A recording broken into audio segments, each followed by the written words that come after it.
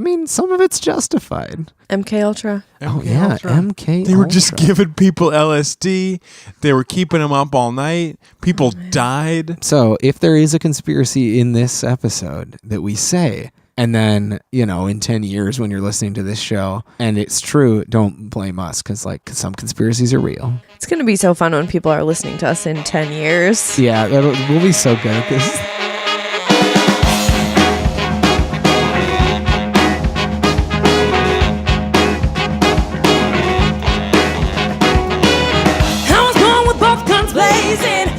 Welcome to the Microtheticast. Hello. Yes. The Microtheticast, which is a baby version of our podcast, Hypotheticast. Yes, we both did it. Great. We're all babies now. Baby. I want little chopped. And that's what we're going to do for the rest of the episode. We're just going to pretend to be babies. Babies say baby, because they're Pokemon. Also, I want mush. I am done. I quit. Grown men pretending to be babies is a real problem for me. Tune in next week when our theme is grown men pretending to be babies. This week, we're continuing our conspiracy digging. We're going to play a game where we're going to talk about some obscure conspiracy theories, but some of them are going to be ones that we made up right on the spot. 2 of them will be real conspiracies that someone out there, or more than one someone's out there, actually believes. And then one of them will be one that we made up to try to trick each other. And we're going to try to get to the bottom of it and figure out which one is the trick. It's like 2 truths and a lie, but it's Two lies and a lie. 2 lies and a lie. 2 lies that other people made up and 1 lie that I made up. Yeah. Catchy title. It's almost as catchy as 2 4th of Truths and 1 4th of July. Almost. Who wants to go first? Me. Mine is themed and chronological. These are royal family conspiracies. Queen Elizabeth I was actually a man. Queen Elizabeth II is actually a cannibal. And Queen Elizabeth III is currently being engineered in a lab. I think the last one is one you made up. Yeah, I think so too. I think the first one plays into the fact that men are leaders and women aren't. The second one, since she's alive, Queen Elizabeth II, I could see people just wanting her to eat other people. Well, and she's so cute. I want her to eat other people. In her current form especially, she's just this super old, adorable woman. And that's why she's lived so long. It's because she's been eating other people's bodies. So you actually believe that one? Yeah, that one's real. I didn't say it. Yeah, just don't think David made it up, but I think it's a real thing. Yeah, I think so. You're right. Yay! Have you heard the man one? I haven't heard. But it sounds so plausible that people would be like, she was loud and powerful. Well, it wasn't that. It was that her face, for some reason, there's actually this story of in the 16th century, Elizabeth Tudor was sent to a small village to avoid the plague. And supposedly she died there. And then they had to replace her. That village was like, oh shit, we lost the queen. We can't be the ones that did it. And they didn't have any adequate women that looked like her, but there was this little boy that did. And so they just sent this little boy named Neville to be the decoy. And then he was just the queen. And the reason I think this originated is because she was the virgin queen. And a lot of people are like, why? Why didn't she have sex with anybody? Why didn't she have kids? She was a man. Oh. That explains their discomfort with the fact that maybe somebody just didn't want to have kids, and it's not a big deal. It's kind of like a medieval Weekend at Bernie's. Yeah. Oh no, we lost. They're dead. We got to prove they're alive. And the cannibal one, the site Dear Dirty America claimed to have confirmed some reports that there were human remains inside the Queen's private freezer. And the reason is, British historian Hubert Humdinger said, she must eat human flesh to be so vivacious. Queen Elizabeth III is not being grown in a lab, as far as we know. I'll go. Okay, go. First, Finland doesn't exist. Number 2, the robot girl from Small Wonder was actually a robot, and they made the sitcom as a way of testing her. And number 3, on UPC barcodes, on the beginning and middle and end, there's 2 lines, and they're longer than the other lines. Yep. Those represent 6s, and so that is the devil. Yep. 666. See, he's on all the barcodes. He's everywhere. Dang. The Illuminati put him there. I actually do feel like I've heard a barcode theory before. about the Antichrist, but I've never heard the lines being 6's one. I feel like in Left Behind, people had to get barcodes and get scanned or something like at grocery stores. Like, I don't remember why. I think it's the Small Wonder one. That's a lie. Yeah, I do that one too. felt really made up by Mike to me. It just sounds like something that Mike wishes were true. Yeah, which is great. Like, I wish it were true as well. Yep, I agree. Yeah, that's it. God. I was going to say that Major Dad was a communist agent, but then I looked up and Major Dad came out in 89, which is when the Berlin Wall fell, when Journey was on tour there. And so I decided I would just go with Small Wonder Lady. That makes sense. It's good. Yeah, the barcode one was from I remember actually in Sunday school. Oh my God. They told us No, they really did? Yes. Oh my God. As proof that there's a devil conspiracy. And he is capitalism. Here are my 3 conspiracies. One is that, I don't know if you guys remember this, the Cinnamon Challenge. Yep. Yes. The Cinnamon Challenge was started by people who believe that there is an alien race that exists, that lives on this planet, and that cinnamon, but only in large doses, is one of the only things that will kill the alien race, or at least reveal them to be aliens. So that was started to get a lot of people to eat large amounts of cinnamon and hopefully reveal these alien peoples. Makes sense. The Ice Bucket Challenge was a satanic ritual. And the third conspiracy is that Throwback Thursday was invented by the government to improve their facial recognition and the age progression technology. I love these. I think that you made up the Cinnamon Challenge one. I think it might be the Throwback Thursday one. This is the first one that we've done that I'm like, I don't know. Because both of those all 3 of these sound so wild. I vote Throwback Thursday just to see, because if I'm right, then I win and Mike loses.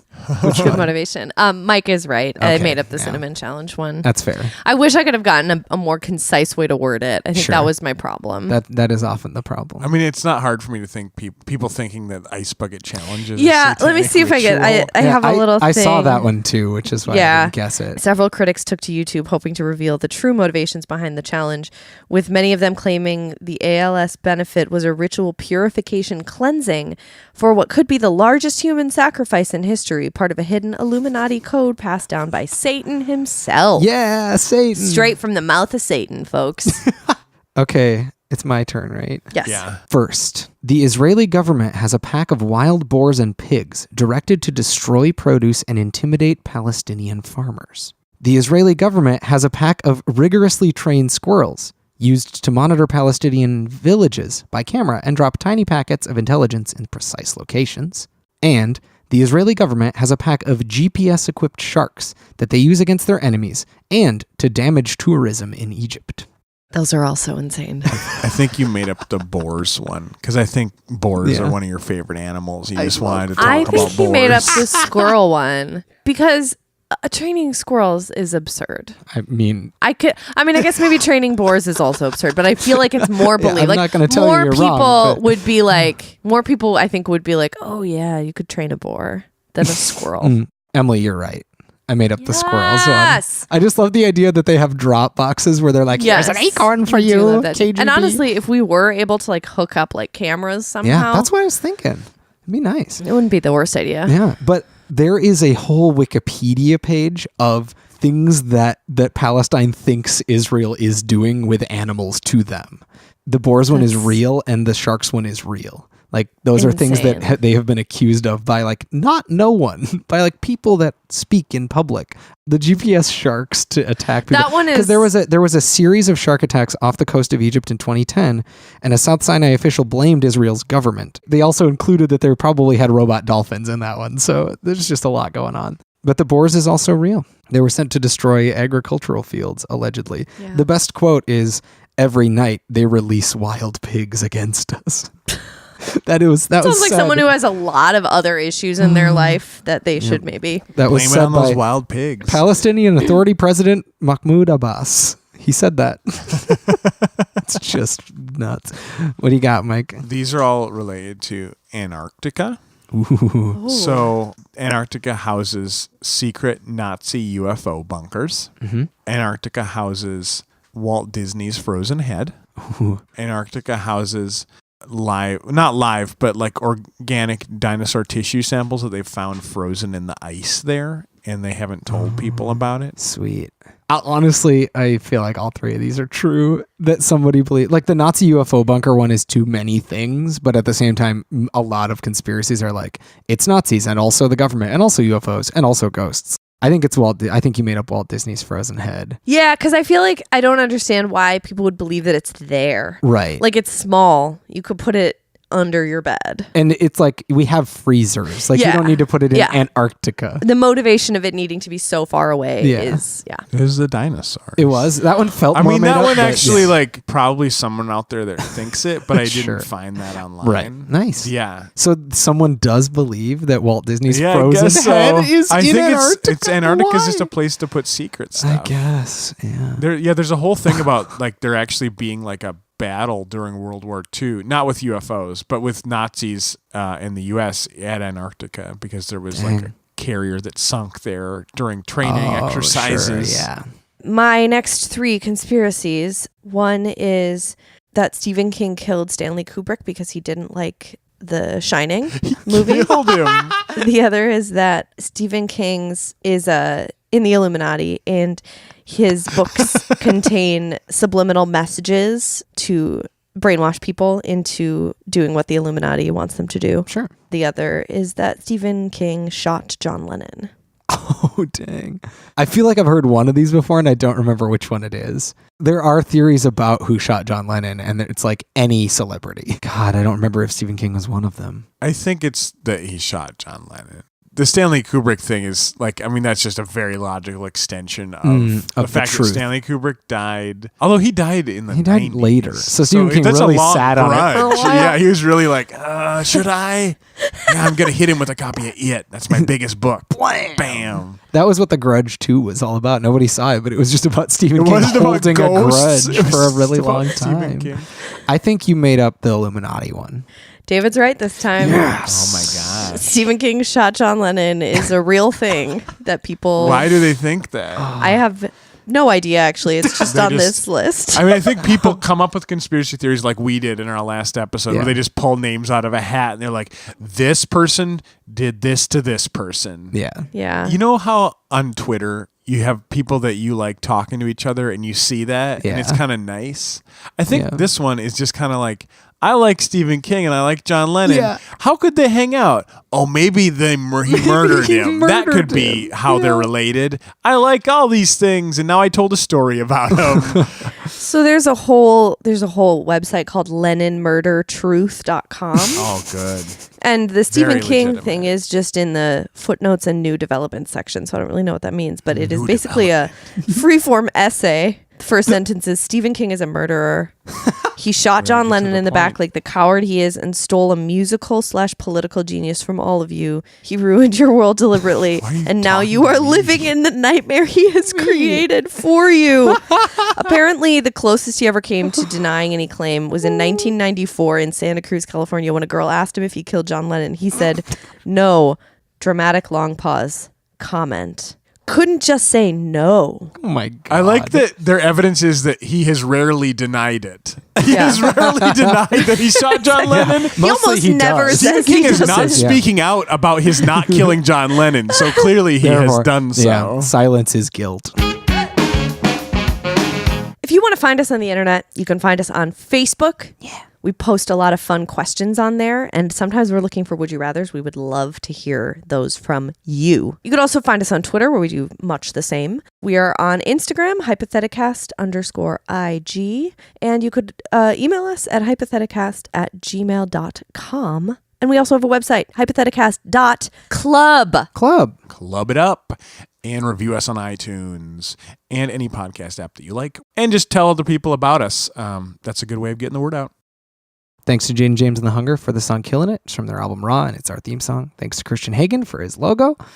Thank you to our buttons for existing. You can buy them for $2. If you send us an answer to the question I'm about to ask you, we'll give you a button if you're right. If you're right, so there are 3 Beatles-related conspiracies that I'm going to read to you right now. Oh. Emily probably knows which one's real and which one's not. I have 3, and if you can find the one that I made up, you get a free button.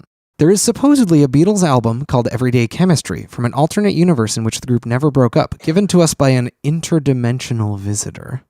The Beatles had bouncers that threatened to kill fans that weren't cheering, which was a large contributor to Beatlemania. And the Beatles never existed at all, but were replaced multiple times by new sets of people who looked very similar. So if you think one of those is a lie, and one is, tweet it at us, Facebook it at us, or just send us an email about it, and we will, if you're right, we'll give you a button. Guys, our buttons are so cute. They really are. They're adorable. Pretty I wear one all the cute. time, but it's in a secret place. You know what else is adorable? What? Our listeners. Thank you for listening this week. Don't waste your summer. Don't waste your time. Don't waste that food. Food waste is a real problem. Yeah. So eat it all. Expiration dates are a lie. Yeah, eat that sour cream. Sour cream can never go bad. It's sour Eat it with already. the spoon. Yeah, it's like pudding. Think about it like pudding. Take sour cream from your fridge, cross it out, write puddin, Puddin apostrophe, and eat it because things are what you want them to be. Yeah, anything is real in conspiracy land. Thank you for listening. Bye.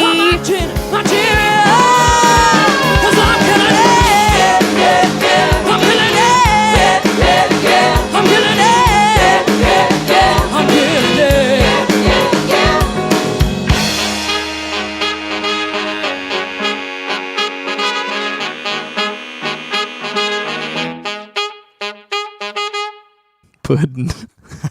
I love that British people call dessert pudding.